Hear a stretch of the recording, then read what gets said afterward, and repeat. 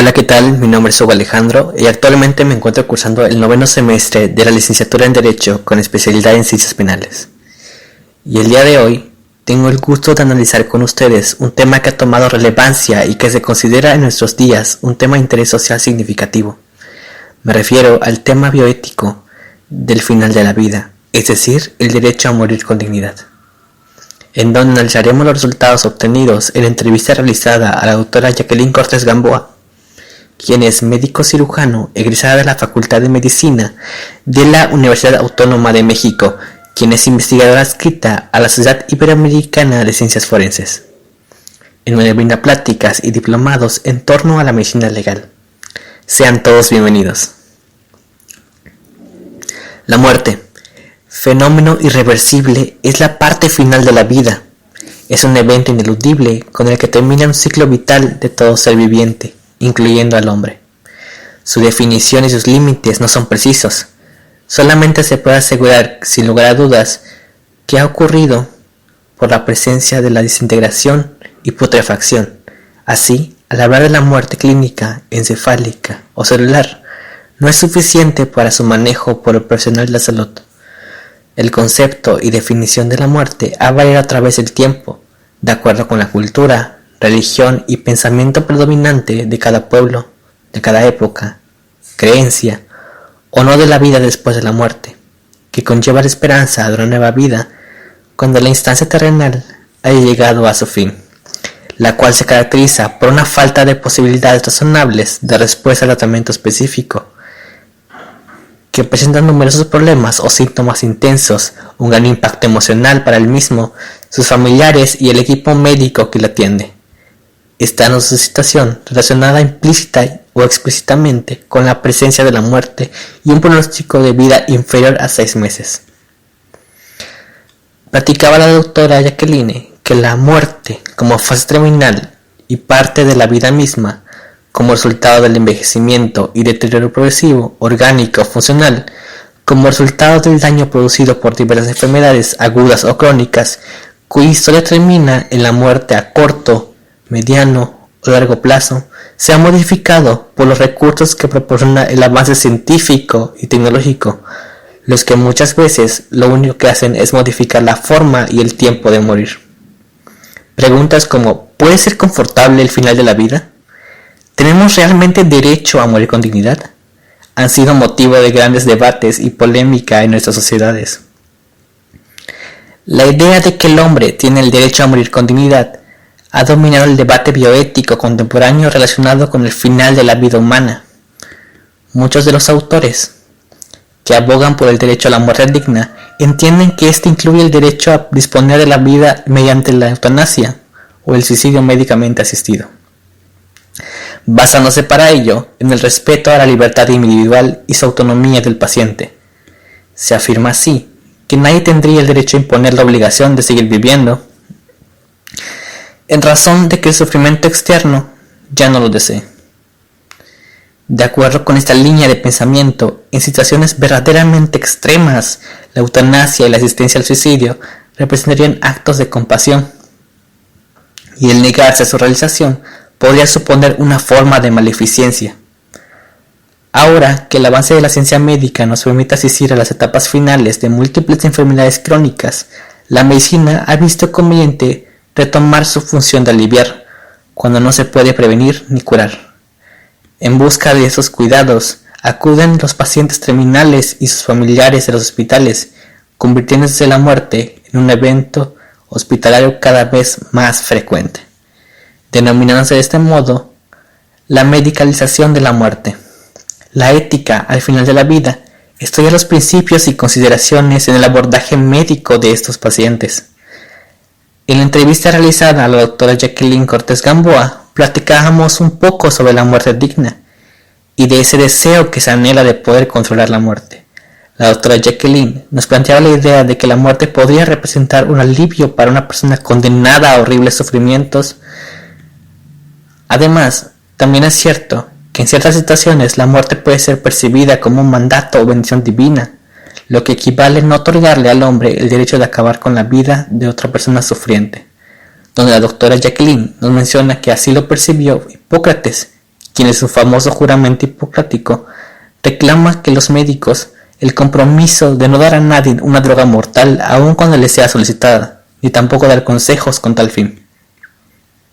Luego de revisar las estadísticas actualmente disponibles en Holanda, que por cierto es el primer país en despenalizar la eutanasia desde 1984, muestran que después de una primera etapa en la que por el respeto por la autonomía del paciente se considera una condición justificante para acabar con la vida de las personas que así lo solicitan, viene una segunda etapa en la que la realización de estas prácticas se extiende en las situaciones en las que ya no el paciente las pide, sino que esa iniciativa viene de la familia o de los profesionales de la salud, que se consideran que de esta ante una condición de vida no digna.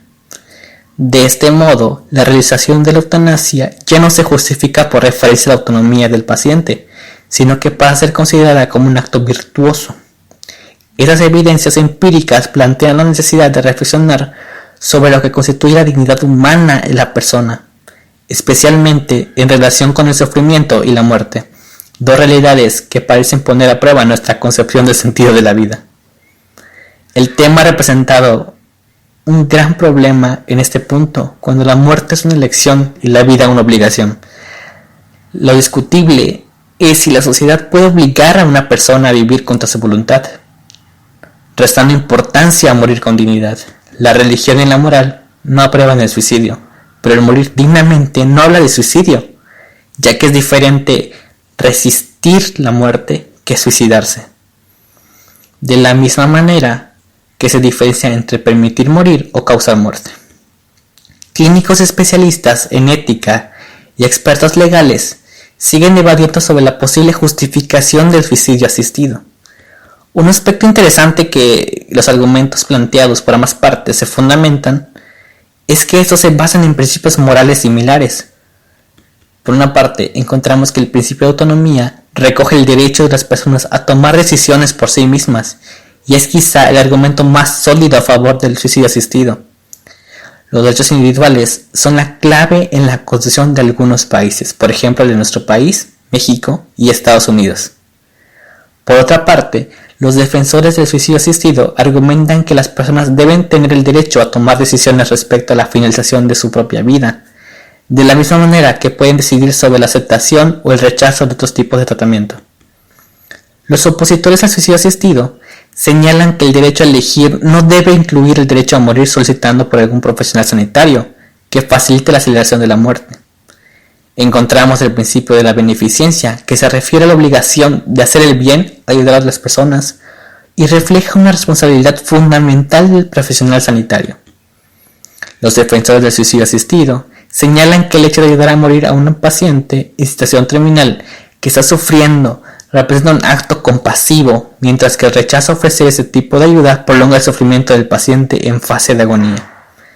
Los opositores, por contrario, indican que ayudan a morir a una persona nunca es un acto de beneficencia, debido a que incide sobre la inviolabilidad de la vida. Esta idea es fundamental en muchas religiones, que sostienen que la vida es sagrada y que nunca se debe interrumpir por un acto humano directo. Finalmente, el principio de la no maleficencia o el de no perjudicar se refiere a la obligación de no causar daños a otros y representa el fundamento que han utilizado muchas organizaciones profesionales para defender la postura frente al suicidio asistido. Por ejemplo, la Asociación Americana de Enfermería sostiene que ayudar a un paciente a morir no es compatible con la labor profesional de enfermería y que el contrato que mantiene la enfermería con la sociedad recoge la prestación de ayuda a las personas para que tengan una vida lo más plena posible, no para que finalicen con ella. Por el contrario, los defensores del suicidio asistido sostienen que el rechazo a ayudar a morir a un paciente que está sufriendo es igual a abandonarle en el momento de su vida en el que tiene una mayor necesidad, de manera que se le causa un daño inaceptable. Morir dignamente también significa morir con alivio del dolor, pero la administración de analgésicos puede acortar la vida. El paciente tiene que conocer esta eventualidad y es suya la opción de vivir más, con dolor o menos, con mejor calidad de vida. Esto no es matar, sino acompañar dignamente en el proceso de morir el paciente, rechazando el morir de soledad, con desfiguración o sufriendo dolor. La atención de los pacientes que atraviesan por una enfermedad terminal requiere del establecimiento de su entorno, de cuidados paliativos y de calidad de vida. Los cuidados paliativos son aquellos cuidados totales, activos y continuados del paciente terminal y su familia por un equipo multidisciplinario de profesionales cuando la expectativa médica no es la curación. El abordaje humano de la muerte es un asunto que todo equipo sanitario que debe realizar de acuerdo con la familia y de acuerdo también con las sucesiones etapas emocionales de adaptación del paciente. La medicina paliativa es un instrumento que puede utilizar estas circunstancias. Citando el informe de un comité de expertos de la OMS, podemos decir que los objetivos de los cuidados paliativos son en primera instancia reafirmar la importancia de la vida, considerando que la muerte como un proceso normal. 2. Establecer un proceso que no acelere la llegada de la muerte ni tampoco prolongarla. 3. Proporcionar alivio del dolor y de otros síntomas angustiosos. 4. Integrar los aspectos psicológicos y espirituales del tratamiento del paciente. Y 5.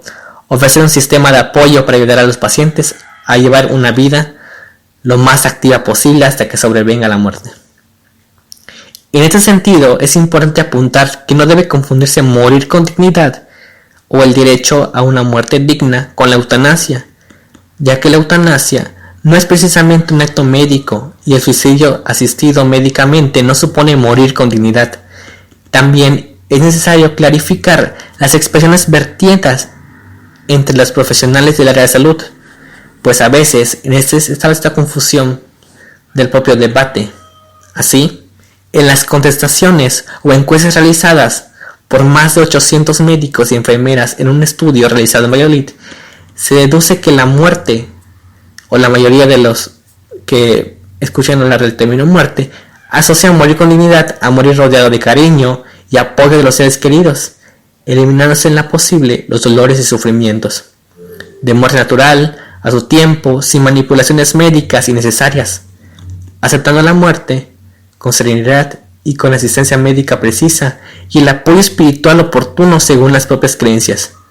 Pero solo 9 médicos y 8 enfermeras asocian la muerte digna a poder elegir el momento de su muerte, es decir, la eutanasia. Como reflexiones finales, podría decir que todos estos aspectos bioéticos del final de la vida, en especial de la muerte digna, obligan al profesional de salud a que reflexione cuidadosamente sobre sus propias creencias religiosas y culturales, a la luz de los principios éticos, los códigos profesionales y la normativa legal antes que tomar cualquier decisión que defina el desenlace de la existencia de un ser humano. ¿Y ustedes están a favor del derecho a morir o están en contra? Déjenmelo saber en sus opiniones en los comentarios. Y con eso llegamos al final de este tema. Espero que hayan disfrutado tanto esta temática como yo y nos vemos en la próxima semana. Hasta luego.